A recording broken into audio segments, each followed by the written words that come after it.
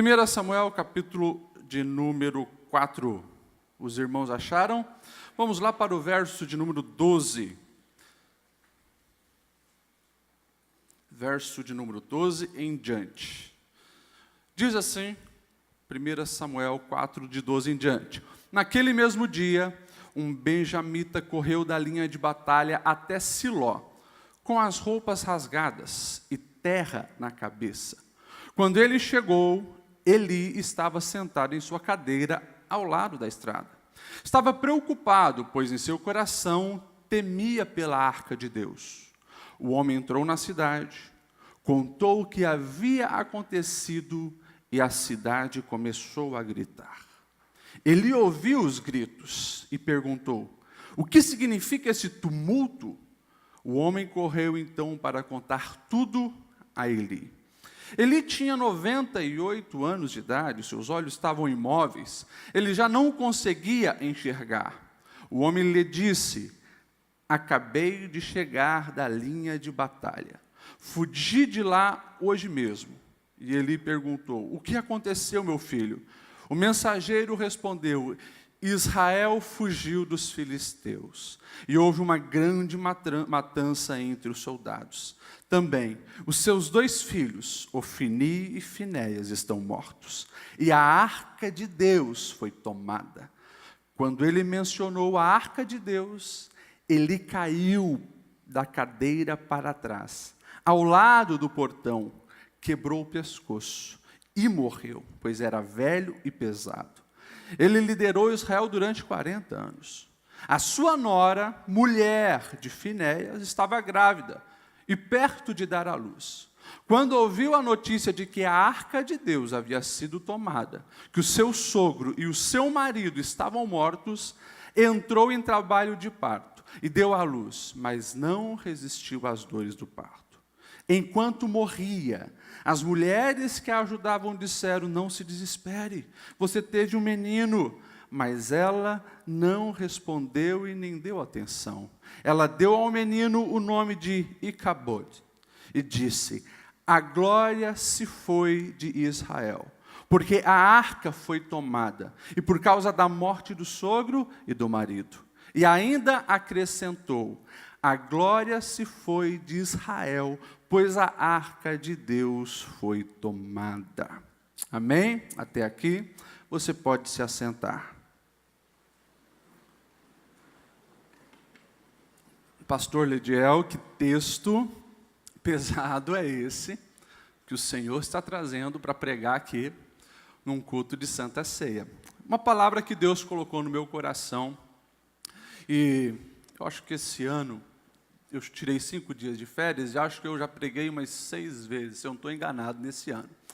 E eu aproveito o mês de janeiro para sempre mostrar para o rebanho que Deus me confiou, vocês, a importância de nós aproveitarmos os primeiros dias desse ano, traçarmos objetivos claros para a nossa vida, e estratégias de como alcançar esses objetivos para que venhamos ser bem-sucedidos até o final do nosso ano e assim continuarmos a nossa vida.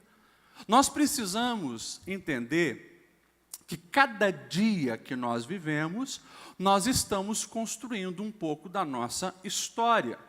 E eu tenho certeza absoluta que ninguém aqui neste lugar deseja ter uma história de derrota. Eu tenho certeza que você, olhando para o fim da família de Eli, que nós lemos aqui, você quer isso bem longe da sua casa. Tenho certeza que você não quer isso na sua parentela. Amém ou não amém? Ninguém quer isso para a sua vida.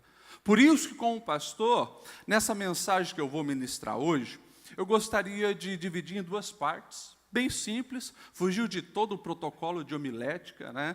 Não encaixei nada que aprendi no seminário, nos anos que fiquei lá.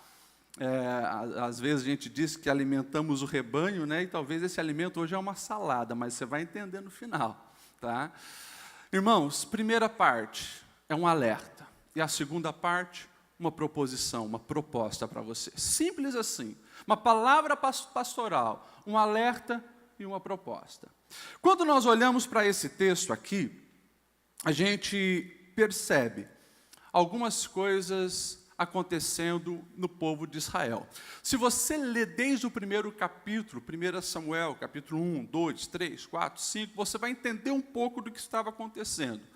A gente sai ali do período dos juízes, né, e a gente vai saber que Samuel é o último dessa linhagem aí de juiz, onde Deus levantava um homem para libertar o povo, mas infelizmente o povo voltava a pecar, daí Deus se afastava, os inimigos invadiam, destruíam, e Deus foi levantando. Você conhece alguns, você conhece Jair, você conhece Sansão, você conhece Gideão, você conhece algum dos juízes que surgiram. Nós agora estamos aqui diante de um cenário de guerra.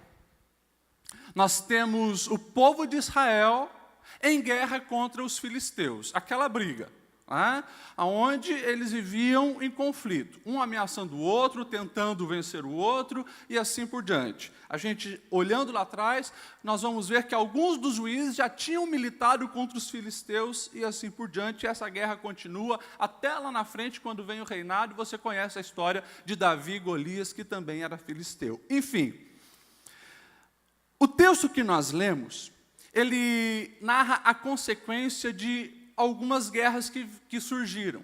Nós vamos ter um enfrentamento entre Israel e o povo filisteu, e o povo de Israel sai perdendo. Os filisteus ganham aquela guerra, conseguem matar em torno de uns 4.000 soldados, e quando o povo volta frustrado daquela guerra, frustrado daquela batalha, 4.000 soldados de Israel haviam sido mortos, eles começam a perguntar: o que aconteceu? Aonde nós erramos? É os nossos exércitos que não estavam bem treinados? As nossas espadas não estavam afiadas? O nosso armamento não era pronto para essa guerra? O que aconteceu? De repente eles começam a analisar: olha, eu acho que tem alguma coisa espiritual aí no negócio, por isso que a gente não teve sucesso. Então alguém propõe: vamos resolver isso, é muito simples. Se lembram quando os muros lá de Jericó caíram com Josué? O que estava junto com o povo? A arca. Vamos trazer a arca, vamos pegar a arca que está lá em Siló, vamos levar para essa guerra contra os filisteus e a coisa está resolvida. Simples assim. Eles vão, eles levam então a arca para a guerra. Chamam os sacerdotes, a linhagem sacerdotal, os filhos de Eli. Eli estava muito velho, o texto diz que ele era obeso, ficava mais sentado na porta da cidade, onde as pessoas passavam sempre, mas chamaram os filhos, quem? Ofni e Finéias, e foram para a batalha agora com a Arca da Aliança. É interessante que a segunda derrota é muito, muito, muito pior do que a primeira. A arca estava lá. Quando a arca, é interessante que, quando a arca chega no povo de Israel para ir para a guerra, o povo faz uma festa.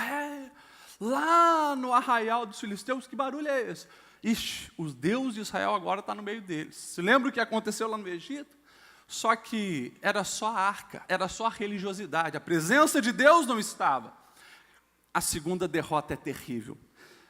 Se a primeira foi 4.000 homens ao chão, na segunda foram 30.000 soldados israelitas mortos. E eles saem fugidos, alguns acovardados. E um mensageiro, você viu ali, um homem da tribo de Benjamim, ele consegue chegar na cidade onde estava o profeta e sacerdote Eli. E ali então ele faz a declaração: olha, a arca do Senhor foi roubada. E daí você vê que a tragédia, ela não para por ali. A tragédia continua. Porque a tragédia da guerra aconteceu, vem o mensageiro levando a notícia. Quando ele ouve que a arca do Senhor, que tinha ido para o campo de batalha, foi roubada, ele cai da cadeira, ele morre. A esposa de um dos filhos de Eli, Finéias, que estava grávida, a nora do sacerdote, ela começa a entrar em trabalho de parto, dá à luz a um menino, mas ela já libera um nome maldito. Icabode. Acabou. Foi-se a glória de Deus, acabou-se a glória de Deus, e ela também morre ao ouvir que o sogro estava morto, o marido estava morto, o cunhado estava morto, e a arca da aliança havia sido levada embora. A pergunta que eu faço para esse texto, para as nossas vidas, nessa primeira parte dessa reflexão é: o que trouxe tamanha maldição para essa família de Eli? O que trouxe tamanha maldição para essa família de Eli? E, rapidamente, duas respostas a gente encontra. Primeiro, envolvimento com o pecado. Envolvimento com o pecado. Se você pegar os primeiros capítulos, principalmente o capítulo 2 de 1 Samuel, e se você quiser ficar com a sua Bíblia aberta, nós vamos ler bastante. Você vai ver que os pecados dos filhos de Eli eram muitos. Você vai ver, por exemplo, 1 Samuel, capítulo 2, verso 12, diz assim: os filhos de Eli eram ímpios. Ímpio é o não pio.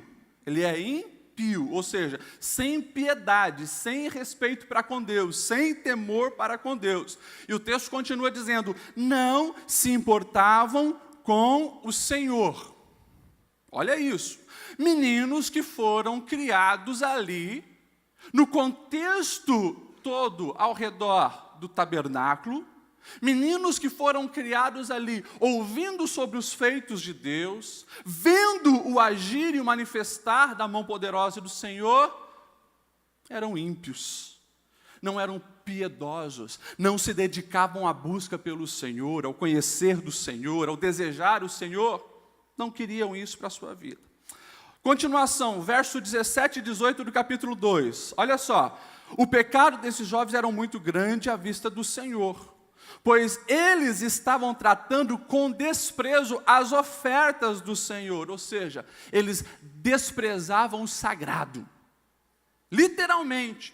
A gente sabia que naquele tempo se fazia as ofertas sacrificiais, para que aplacasse a ira de Deus sobre o povo, as pessoas traziam seus alimentos, era mandamento que uma parte iria para os sacerdotes, mas muito antes daquilo ser oferecido ao Senhor da maneira certa, eles já estavam tomando posse daquilo, abusando da bondade do povo, eles desprezavam o sagrado. O que mais que eles faziam? Verso 22 diz: Eli, já bem idoso, ficou sabendo o que seus filhos faziam e todo Israel, que eles se deitavam com as mulheres que serviam junto à entrada do encontro, ou seja, eles eram adúlteros e eram promíscuos, adúlteros e promíscuos. E o verso 24 diz assim, Eli falando com seus filhos: meus filhos, não é bom que vocês estejam fazendo essas coisas. Se um homem pecar contra outro homem, os juízes poderão intervir, mas se pecar contra o Senhor Deus, quem intercederá por ele? Olha só a consequência: seus filhos, contudo, não deram atenção à repreensão do seu pai. Eles eram desobedientes, desonravam os seus pais. Ímpios desprezavam sagrados, adúlteros, promíscuos e desonravam os seus pais. O nome disso, segundo a Bíblia, é pecado. Uma palavra que nós não gostamos de usar muito hoje, pecado. A gente diz: eu dei um deslize. A gente diz: foi um errinho. O nome disso é pecado. Quem comete pecado colhe a consequência do pecado, e você sabe. Você sabe qual é o salário do pecado, é isso aqui. Como pastor, eu preciso deixar bem claro para os irmãos, que o Senhor, desde o início, você vai ver que depois do decálogo, antes de Moisés ali morrer, depois que ele passa todas as instruções que ele recebeu do Senhor, lá em Deuteronômio capítulo 30, verso 15, ele vai deixar: vejam hoje, povo, porque eu ponho diante de vocês a prosperidade e a vida, mas também a morte e a destruição. Pois hoje lhe ordeno que amem o Senhor, o seu Deus, andem nos seus caminhos, guardem os seus mandamentos, decretos, ordenanças, então vocês terão vida, aumentarão em número. O Senhor, o seu Deus, abençoará na terra que vocês estão entrando para dela tomar posse. Por outro lado, se todavia o seu coração se desviar e vocês não forem obedientes, prostrando-se diante de ídolos, adorando-os, eu vos declaro que vocês serão destruídos. Irmãos, 3.000 anos se passaram, 3.500 anos se passaram. A situação hoje, 2018, permanece a mesma. Por isso, uma palavra inicial de alerta. Se envolveu com o pecado, vai colher as consequências do pecado. Morte, tristeza, angústia, frustração e assim por diante. Essa é a lógica. Às vezes nós olhamos para os filhos de Eli e dizemos, não, mas os caras realmente mereciam. Não, onde já se viu? Os camaradas, eles desprezavam ali as ofertas sagradas. Eles eram ímpios, eles não tinham temor do Senhor. E será que muitas vezes nós não nos encaixamos nisso? Nós não nos acostumamos com o sagrado? Nós batemos cartão na AD Blue, mas o nosso coração já não arde pelo Senhor como deveria. A gente não busca o Senhor como deveria. A gente vai empurrando com a barriga. A gente não levanta a mão para adorar. A gente não canta de coração. A gente vai no mecânico. Isso é se acostumar com o sagrado. Você se envolve sexualmente antes do seu casamento, é pecado. Por mais que tenha um monte de igreja aí dizendo, não, se ama, o casal de namorado não tem problema. Fala mal de liderança, fala mal de pastor, fala mal do irmão, calunia todo mundo, briga em família, arruma confusão. Você acha que isso não é pecado? Pecado é pecado. E a consequência do pecado é a morte. Todos os dias nós vamos ser tentados. As tentações batem à nossa porta todos os dias para nós ceder ao erro, para nós guardarmos rancor, amargura, para nós liberarmos palavras malditas sobre as pessoas, para nós olharmos para um homem, para uma mulher, para quem quer que seja, de uma maneira cobiçosa. Está ali, a tentação está ali. Ou do outro lado, pessoas que gostam de provocar os outros, seja sexualmente ou não, que vivemos uma geração onde muitos perderam o temor, e às vezes tem demais para o lado das mulheres, mas vestem roupas que parecem prostitutas. Mas porque é moda, tenta viver dessa maneira conforme o mundo. Pecado é pecado. Não estou falando para usar saião, mas eu estou dizendo que tudo aquilo que é impuro, que é imoral, que provoca o sexo oposto, que tem intenções erradas no coração, é pecado. E tem consequências. Tiago ele vai dizer sobre isso. Capítulo 1, verso 15 diz, cada um, porém, é tentado pelo próprio mau desejo, sendo por este arrastado e seduzido. Então, este desejo, tendo concedido, dá luz ao pecado, e o pecado, após ter sido consumado, ele gera a morte. Olha só o que diz a versão da mensagem. Diz assim, se nós cedermos aos impulsos errados, logo o pecado mostrará a sua cara. Quando o pecado toma conta da situação, o resultado é a morte. Irmãos, a tentação vai estar ali, diariamente batendo. Mas pastor Lediel, escute pastor Lediel, escute. Eu vivo uma vida sagrada praticamente todos os dias. É só naquele diazinho da semana que eu, de vez em quando, lá, na roda dos amigos, eu falo umas coisas que não deve e tal. Pastor Lediel, eu passo o mês inteiro me consagrando, vou na igreja e tal, mas tem um dia por mês que a gente, às vezes, extrapola. Pastor Lediel, é só essa área da minha vida que não está ok. Eu estou dizimando, eu estou ofertando, estou vindo no culto, eu levanto a mão, eu bato palma, eu canto, é só aquele problema lá no casamento, sabe? Aquela amante que eu arrumei e tal. Pastor Lediel, é só o problema da pornografia. Não, é só aqueles videozinhos lá no WhatsApp, mas nada mais. Ei, olha o que Eclesiastes capítulo 10, verso 1 diz. Assim como a mosca morta produz mau cheiro e estraga o perfume, também um pouco de insensatez pesa mais que sabedoria e honra. Ou seja, o que o sábio estava falando há 3.000 anos atrás, Salomão? no perfume, que era muito caro na antiguidade. Cai uma mosca ali, ela vai apodrecer, aquele perfume vai estragar. A nossa vida, ela precisa ser consagrada ao Senhor na sua totalidade. Não, se ficar um pouquinho ali, já não serve. Você está bebendo uma água mineral, de repente você para ler a garrafa. De repente você vê, esta água, 90% da garrafa foi extraída da fonte tal, água pura, mineral. 10% veio do esgoto. Você continuaria bebendo? Na hora você ia parar e cuspir o que tinha bebido. Você não aceita uma coisa que não é totalmente pura, você acha que o Senhor, quando olha para a sua vida, como que Ele quer te ver? Totalmente dedicado, voltado para Ele de todo o teu coração. Então, primeira coisa que eu quero deixar para os irmãos, cuidado com o envolvimento com o pecado. Mas isso é tão lógico, pastor? É lógico, mas tem acontecido cada vez mais. Crente brincando com o pecado, a consequência dos filhos de Eli começou assim: desonra ao Senhor, brincando com o sagrado, um adultério aqui, uma fornicação ali. Acabaram da pior maneira possível. Segunda coisa, olhando para o próprio sacerdote Eli.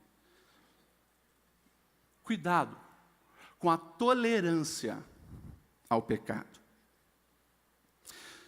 Eu já vi algumas pessoas olharem para Eli dizendo, mas isso aqui é injusto. Como que o camarada vai terminar a vida assim? Dedicou 40 anos pelo menos ali como sacerdote do povo. Quando a gente para analisar o texto, a gente vai ver que antes mesmo do menininho Samuel ouvir a voz do Senhor, e o Samuel depois vai lá e conta tudo para Eli, porque Eli fala, quer saber, e era contra a família dele que o Senhor tinha falado com Samuelzinho. Um profeta também vem, coloca a mão sobre Eli e descarrega algumas coisas pesadas. Depois você pode ler ali, no verso 29, olha só a pergunta que Deus faz para Eli: por que você honra mais os seus filhos do que a mim? E quando você olha o texto, você vê que ele repreendeu verbalmente os seus filhos. Meus filhos, não é bom que vocês façam o que estão fazendo. Porque se a gente faz contra os homens, a gente ainda consegue a misericórdia do juiz. Agora, e se a gente faz contra Deus? Quem vai ser o seu juiz? Olha só. E os filhos falaram, pai, para com bobeira, estamos nem aí para isso. Não deram bola para Eli.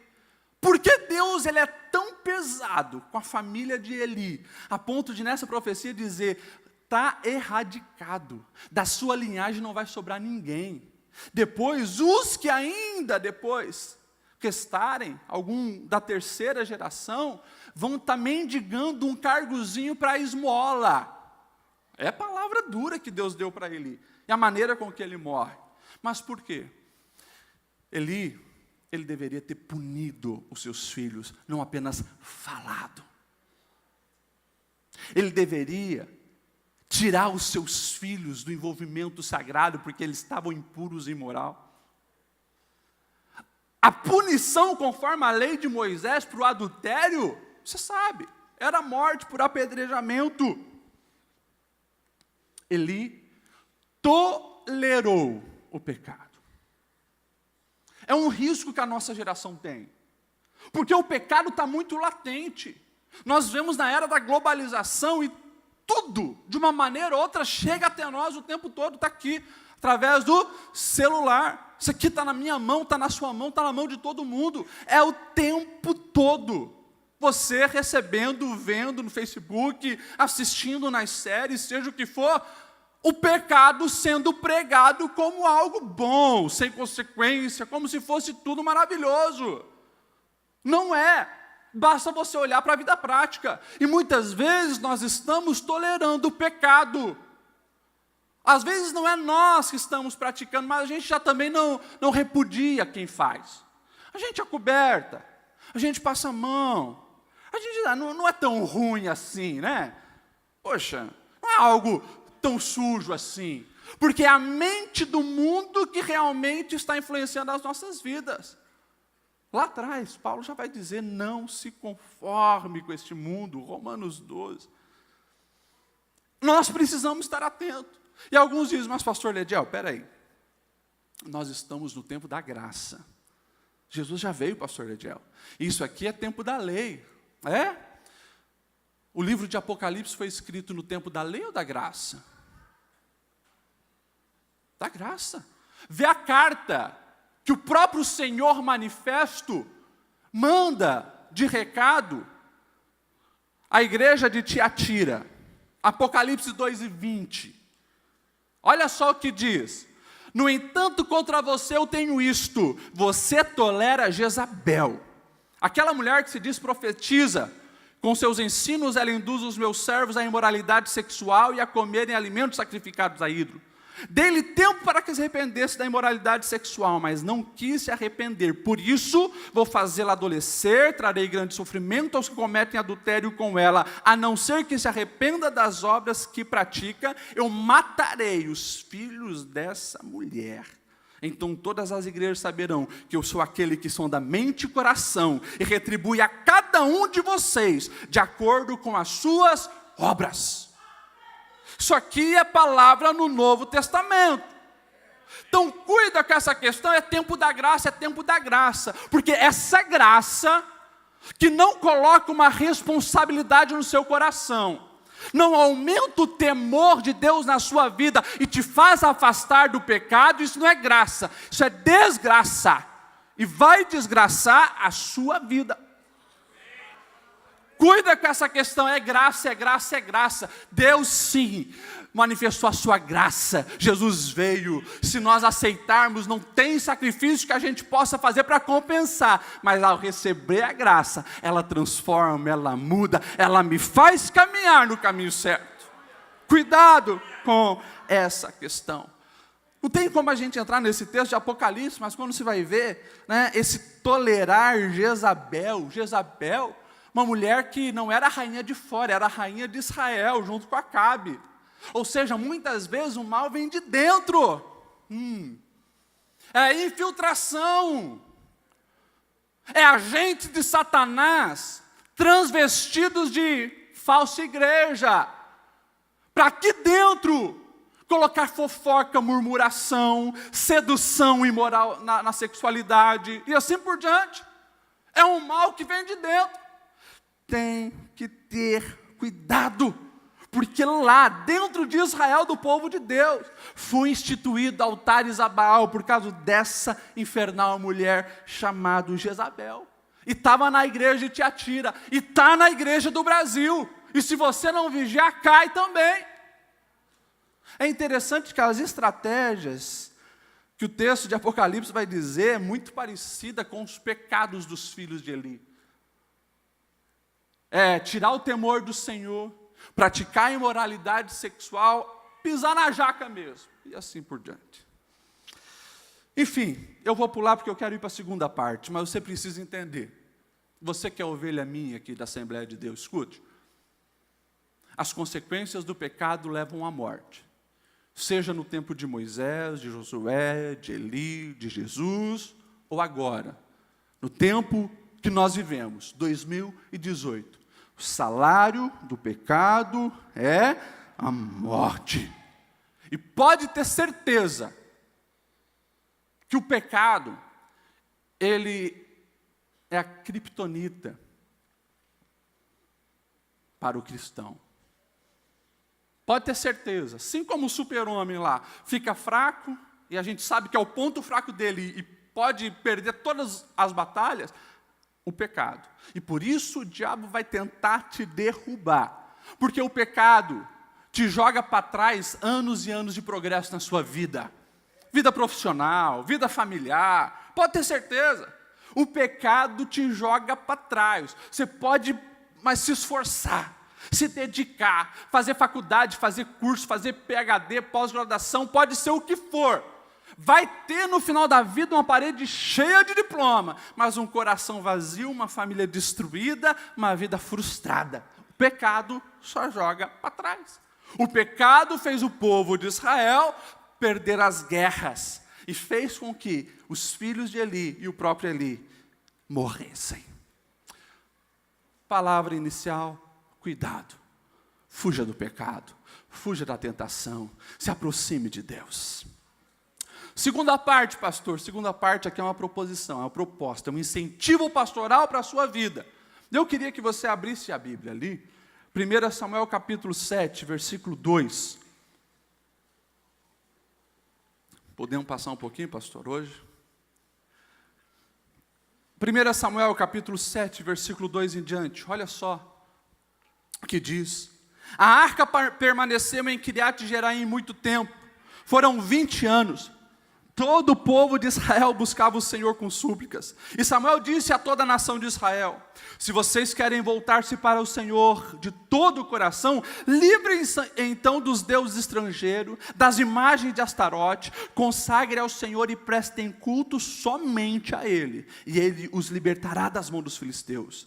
Assim, os israelitas se livraram dos baalins, dos postes sagrados, começaram a prestar culto somente ao Senhor. E Samuel prosseguiu: reúnam todo Israel em Mispá, e eu intercederei ao Senhor a favor de vocês. Quando eles se reunirem em Mispá, tiraram água, a derramaram perante o Senhor, e naquele dia jejuaram e disseram: temos pecado contra o Senhor. Foi em Mispá que Samuel liderou os israelitas como juiz. Quando os filisteus souberam que os israelitas estavam reunidos em Mispá, os governantes dos filisteus saíram para atacá-los. Quando os israelitas souberam disso, ficaram com medo e disseram a Samuel: não pare de clamar por nós ao Senhor, o nosso Deus, para que nos salve das mãos dos filisteus. Então Samuel pegou um cordeiro ainda não desmamado, ofereceu-o inteiro como holocausto ao Senhor. Ele clamou ao Senhor em favor de Israel, e o Senhor respondeu. Enquanto Samuel oferecia o holocausto, os filisteus se aproximaram para combater Israel naquele dia. Porém o Senhor trovejou com fortíssimo estrondo contra os filisteus e o colocou em pânico. Foram todos derrotados por Israel. Os soldados de Israel saíram de Mispá e perseguiram os filisteus até um lugar abaixo de Bet-car, matando-os pelo caminho. Então Samuel pegou uma pedra e a ergueu em Mispá e deu-lhe o nome de Ebenezer, dizendo: até aqui o Senhor nos ajudou. Verso 13, assim os filisteus foram dominados e não voltaram a invadir o território de Israel. A mão do Senhor esteve com os filisteus contra os filisteus durante toda a vida de Samuel. As cidades dos filisteus haviam conquistados foram devolvidas, desde Ecrom até Gate. Israel libertou os territórios ao redor delas do poder dos filisteus. Houve paz entre Israel e os amorreus. Irmãos, de novo aqui, um caminho é escolhido e ele vai levar em algum lugar. Os filhos de Eli escolheram um caminho, o tempo passou, mas chegou em algum lugar. Escolheram o caminho errado, chegaram no lugar errado. Nós temos um menino que é criado ali junto com esses, mas ele escolhe um caminho diferente. O menino Samuel. Primeira coisa que eu gostaria de falar é sobre esse menino, Samuel. Irmãos, esse menino, e o texto todo você vai ver, ele sendo comparado com os filhos de Eli. Os filhos de Eli faziam isso, mas o jovem Samuel, ele estava perante o Senhor. Você vai ver o tempo todo. Por exemplo, no capítulo 4, 19 ao 21, Samuel crescia, o Senhor estava com ele, fazia tudo que a palavra do Senhor mandava. É assim, você vai ver o tempo todo essa questão na vida de Samuel. Samuel, ele escolhe o caminho da obediência, o caminho da consagração, o caminho da oração, o caminho de honrar pai e mãe. Às vezes a gente lê a Bíblia da maneira muito errada, porque a gente senta e a gente faz uma leitura, né, da Bíblia. E a gente pensa que, porque a gente leu a história de Samuel em uma hora, às vezes a gente não para pensar na vida de Samuel, ano após ano. Você já imaginou o crescimento desse menino, desde ali dos 4, 5, 6, 7 anos, no meio daquela confusão toda da família de Eli? Imagine Samuel na adolescência, adolescente, com as propostas que tinha. A minha mente vai longe, imagina os filhos de Eli, com a malandragem deles. Ó, cara, você está virando um homem, né? Que tal provar que é homem? Tem umas menininhas bonitas ali, cara. Vamos dar um pegão nela, tal. Coisas assim, eu imagino que acontecia o tempo todo. Os caras estavam ali o tempo todo vendo aquele menino crescer, com a mente pervertida. Como que você acha que Samuel vivia? Provavelmente com essas propostas indecentes o tempo todo. Ele escolheu o caminho certo. Eu imagino na adolescência, quando ele começa a parar e pensar na vida, entrando na juventude, os caminhos que escolher para a sua caminhada. Puxa, quem que fez um voto com Deus? Foi Samuel? Não foi Samuel. Foi os pais dele, foi a mãe dele que disse, o Senhor me dá um filho, eu vou consagrar. Agora, ele decidiu honrar o compromisso que a mãe tinha feito com Deus. A gente olha para a vida de Samuel e a gente vai ver alguém com disposição de fazer a vontade do Senhor o tempo todo. Começou a escolher esse caminho. Quando nós escolhemos o caminho certo, a gente chega no lugar certo. É a famosa lei da semeadura que você sabe. Nós apenas vamos colher aquilo que nós plantamos. Irmãos,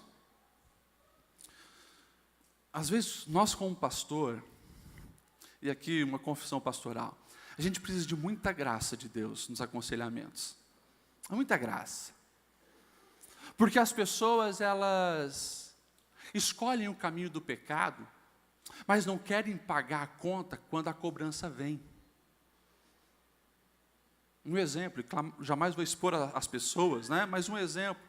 Há uns 2 anos atrás, no aconselhamento pastoral, uma mulher senta na minha frente, pastor, porque estou com 40 e poucos anos, chegando perto de 50, não sei o que fazer da vida, porque minha vida financeira está assim, minha vida financeira está assado, porque a minha vida emocional é assim, minha vida emocional é assado. E daí você para ouvir um pouco a história de vida de uma pessoa.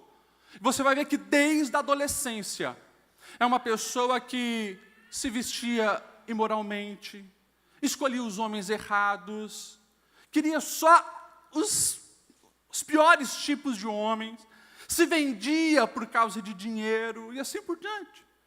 Depois, quando, como eu digo, né, a lei da gravidade afeta o corpo também,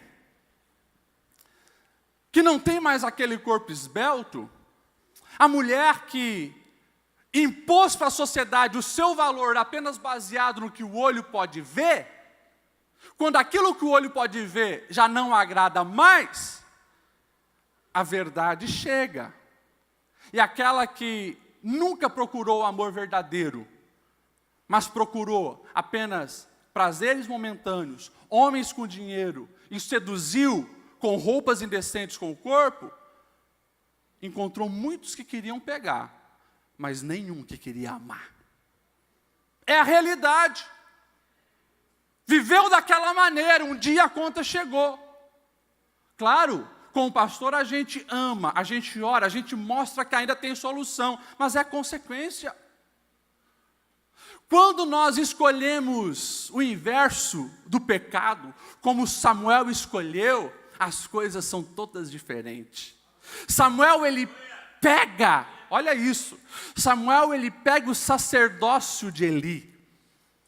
E a gente sabe que Samuel foi profeta, ele foi juiz, e ele foi o camarada que pegou aquela bomba na mão. Você imagine você pegar a liderança de um povo com uma bomba dessa. Uma bomba dessa. O povo desanimado, um menino crescendo no meio do povo com o nome Icabode, porque foi-se a glória de Deus.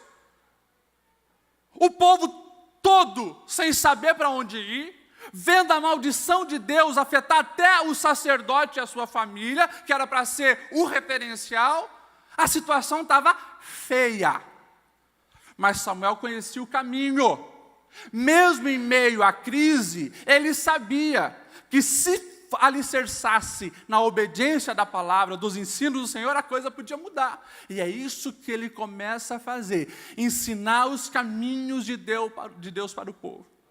Dá uma olhada ali, versículo 3, do capítulo que nós lemos.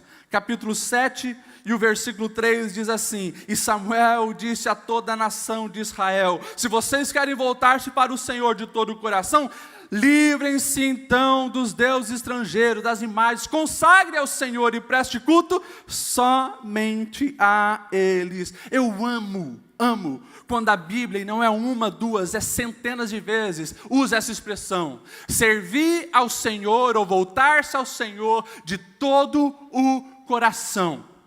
Fala da fonte da vida no Antigo Testamento. Fala da onde flui as nossas escolhas, valores, princípios e assim por diante. Por isso que lá atrás Salomão vai dizer, Provérbios 4, sobre tudo o que deve guardar, guarda o teu coração, porque dele procede as saídas da vida.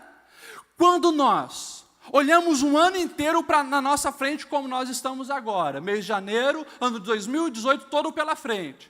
Quando nós tomamos essa decisão, mesmo em meio ao caos, de servir ao Senhor de todo, não é metade, nem 2/3, de todo o nosso coração, você pode ter certeza que a bênção começa a ser manifesta na nossa vida.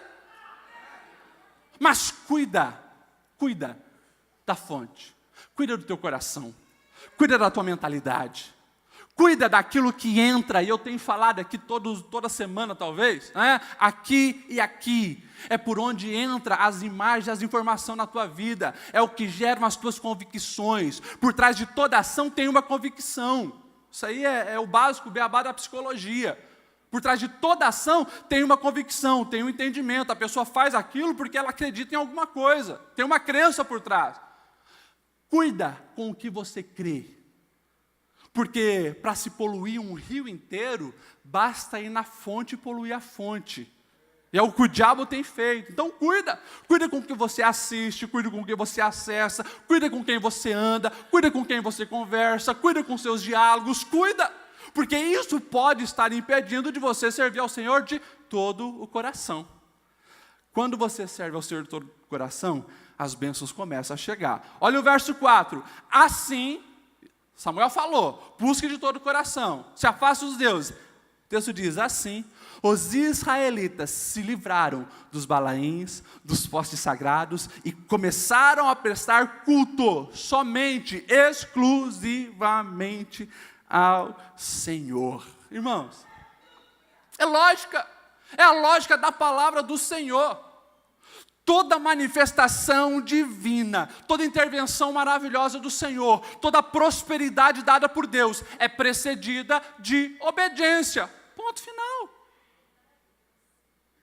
A desobediência traz desgraça, a obediência traz a bênção. E ponto final. O povo, eles creram na palavra de Samuel, consequentemente, mudaram o chip, né, na nossa linguagem, mudaram a memória, começaram a agir da maneira certa, viram que realmente tinha sim Balaim escondido nas casas, tinha imagem de Astarote lá que precisava ser destruída, começaram a fazer uma limpa, prestar cultos somente a Deus.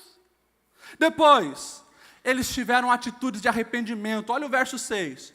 Quando se reuniram em Mispá, tiraram água, derramaram perante o Senhor. Naquele dia, olha o que eles fizeram, que é uma coisa que muita gente perdeu. Tem gente que está na guerra, tem gente que está na batalha com os inimigos e não pratica isso. Jejum. Naquele dia, jejuaram. Irmãos, volte a jejuar. Você tem perdido muitas guerras para o inferno porque não mais jejua.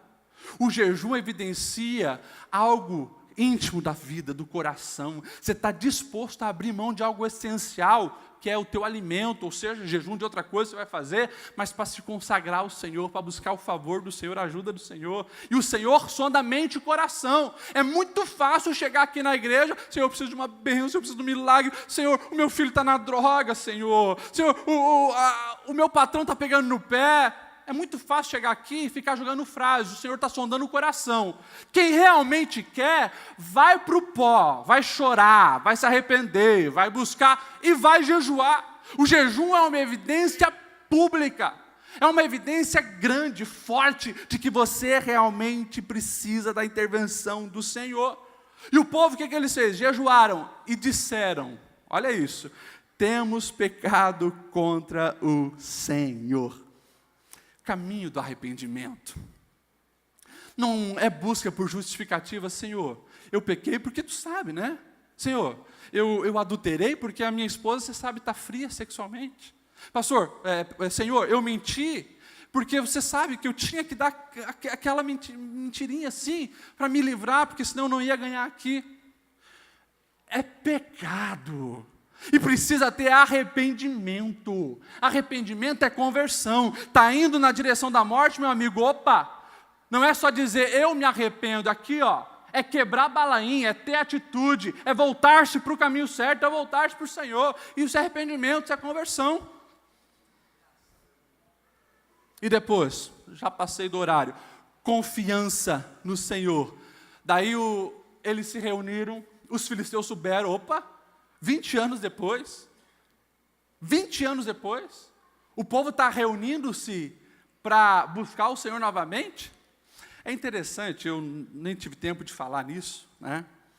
Eu falei da primeira parte, quando a arca é tirada. A arca é tirada pelos filisteus.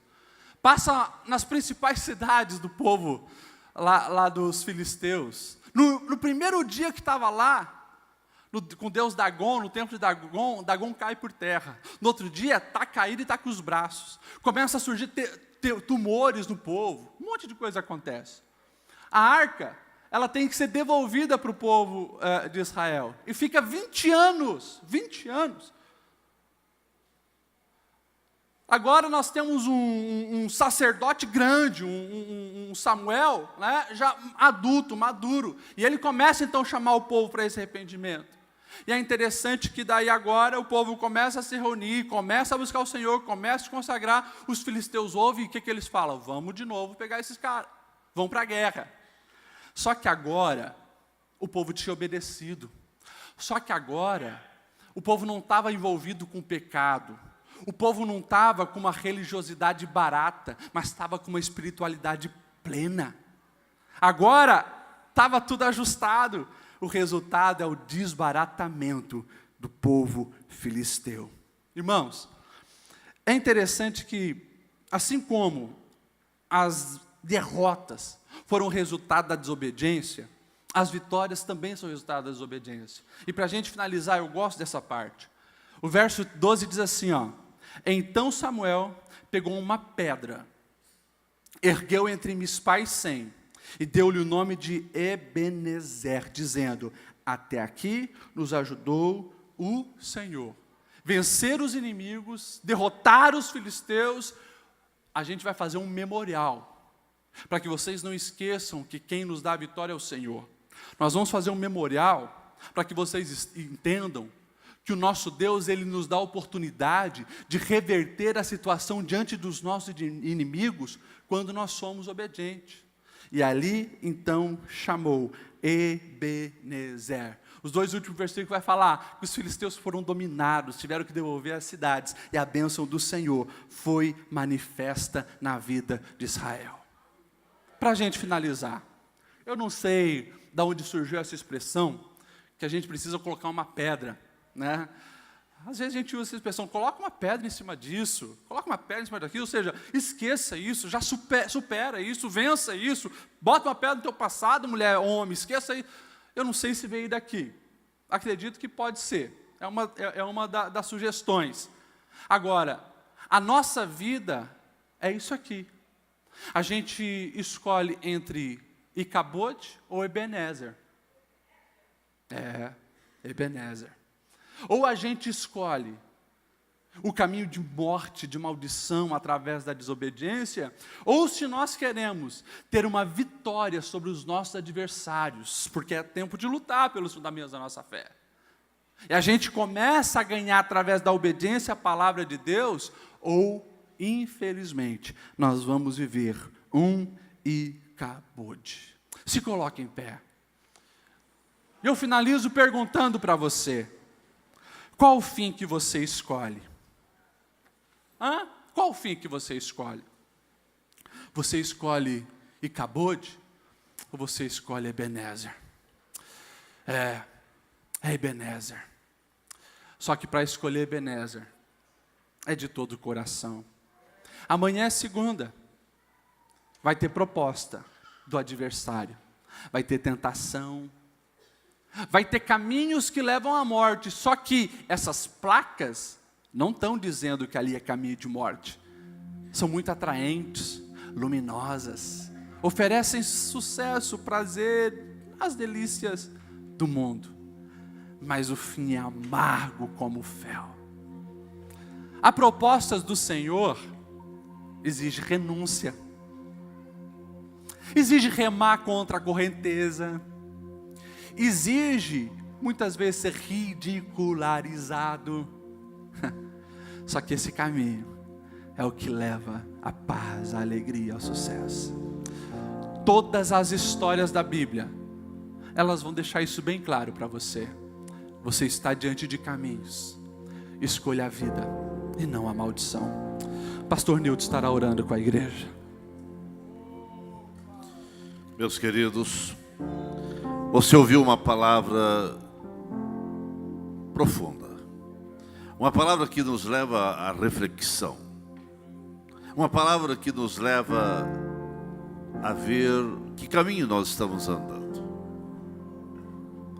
Nós estamos trilhando o caminho de vida ou caminho de morte? O caminho que você está caminhando é caminho que vai te levar à alegria, vitória, bênçãos e ao céu? Ou é caminho que, no teu conceito, parece ser bom, mas você sabe, pela palavra de Deus, que é caminho que vai gerar morte? Não é o fato de você estar na igreja que te garante que você está andando no caminho da vida. O que você está falando, pastor? Eu estou falando que muitas vezes você pode estar na igreja e não trilhando o caminho que nós estamos aqui pregando, falando, mostrando. Porque quantas pessoas acham que é bobagem o que estamos falando e vão querendo o seu próprio caminho, e vai gerar consequência, vai gerar morte. Mas não terá como você que está aqui nessa noite dizer que na ADBlu apenas pregavam um evangelho com água e açúcar, que não falavam a realidade das coisas. É por isso que em pleno domingo à noite, mais um culto Santa Ceia, você está ouvindo uma palavra substanciosa, uma palavra para refletir. Nós pregamos prosperidade, pregamos aos novos convertidos, na quinta-feira, uma palavra mais branda, porque a palavra de Deus também, mas também a Bíblia diz que aos crentes precisa, Paulo ensinou, orientou muito a isso, precisa ser dado um alimento mais sólido. Nós não podemos estar todo o culto apenas falando água e açúcar. Tudo é bênção, amém, aleluia, isso é muito bom. Mas calma, tem um preço a pagar, tem um caminho a trilhar. Há renúncias. Um dos fundamentos da nossa fé é renúncia. A renúncia. Como que está a tua vida? Diante do que você ouviu nessa noite, baixe sua cabeça. Vamos falar com Deus. Pai Santo, nós ouvimos uma palavra que leva-nos a refletir como que está o nosso cristianismo, como que está o nosso evangelho, como que está a nossa vida. Sabemos que no dia a dia são muitas as propostas, são muitos os caminhos, são muitas as diretrizes que se podem escolher.